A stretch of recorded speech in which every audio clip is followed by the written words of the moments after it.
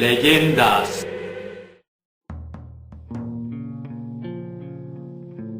Desde la muerte de su hermano, el sonido de las cadenas atormentaba noche tras noche al pobre José.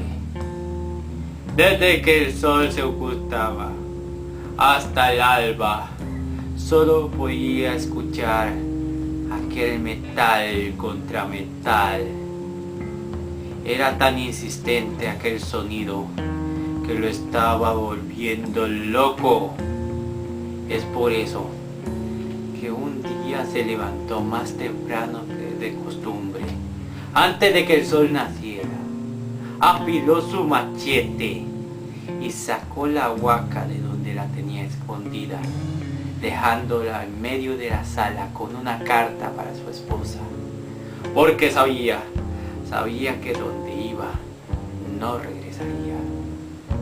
Así que cuando el sol empezaba a alumbrar en el cielo, él empezó a recorrer el trillo en medio del cafetal.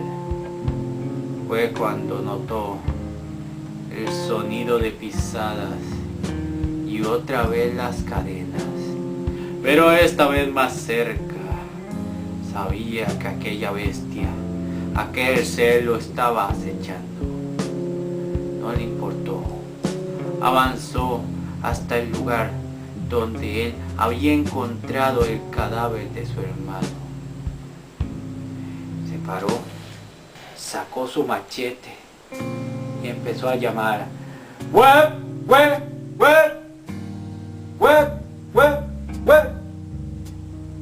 De repente escuchó un gruñido detrás de él. Se volteó y quedó paralizado del horror. Aquella bestia, aquel ser, no era el escuálido zaguate que le habían contado. No, aquel era un can del infierno, de una forma que él jamás imaginó.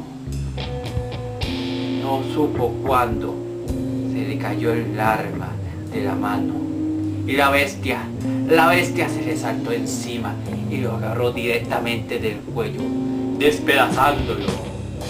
Allí quedó el cadáver de José, justamente debajo del árbol donde él había asesinado a su hermano y había culpado al Cadejos.